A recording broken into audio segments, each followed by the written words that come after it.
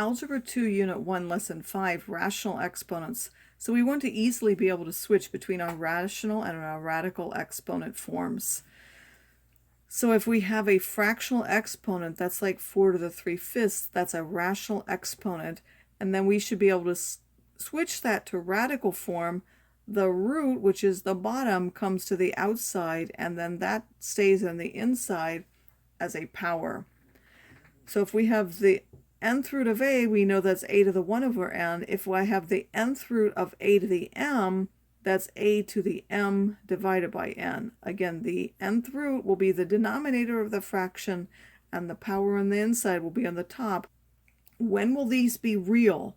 All of these notations indicate the principal roots. So if they're even roots and we wanted the other root, we'd have to put a minus in front. If it's odd, they exist whether a is positive or negative. But if these are even roots, the root being now the denominator of a fraction is only true if a is positive. This will not exist. It will be imaginary or non-real complex if a is negative. So if I now switch this to a rational exponent, what is this? This is a radical. What will it be as a rational exponent? It will be 5. This is the top power, and then the radical part is the denominator. This 16 to the 3/4 is what? Again, the denominator is the root.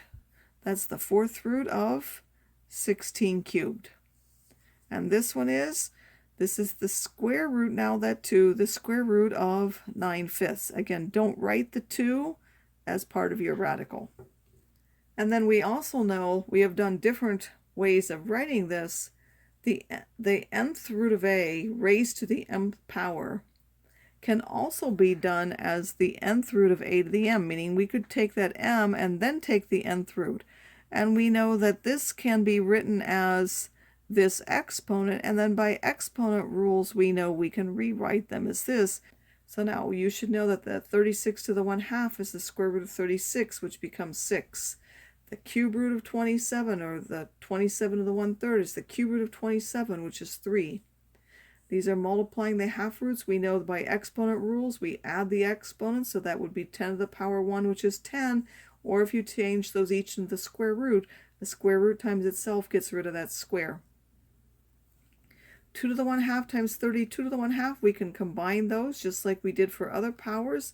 That will now be 64 to the 1/2. That's the square root of 64, or 8. Or you could do it in radical form and you would get 8. If we have 32 to the minus 4/5, again, the root part is the denominator, so that's 32 to the 1/5. Typically, it's easier to take the root first and then raise to the power. So 32 to the 1/5 is 2. 2 to the minus 4th means 1 over 2 to the 4th, which is 1 over 16th. What would we do for this one? How could we easily deal with this? They have the different bases, but they have the same power. And we know if we take a power of a power, that's what we do. We multiply both of them. So we could write that way. 3 times minus 9, minus 27 to the power 1/3. That's now the cube root of minus 27, which is minus 3. Minus 3 to the 2/3 times minus 3 to the 1/3. These now have the same base. What can we do when they have the same base? We know that we have to add the exponents. 2/3 plus 1/3 is just 1. Minus 3 to the power 1 is just minus 3. Minus 8 to the 3/4. Again, this is an even root of a negative number. That's not a real number, so it can't be simplified. If we're given a decimal, we have to first write it as a fraction. So 25 to the 1.5 is 25 to the 3/2. Again, you want to do the roots first, because 25 cubed just gives you a bigger number that you then have to take the square root of. So take the root first, take 25 to the 1/2, and then cube it. That's the square root of 25, which is 5. 5 cubed is 125.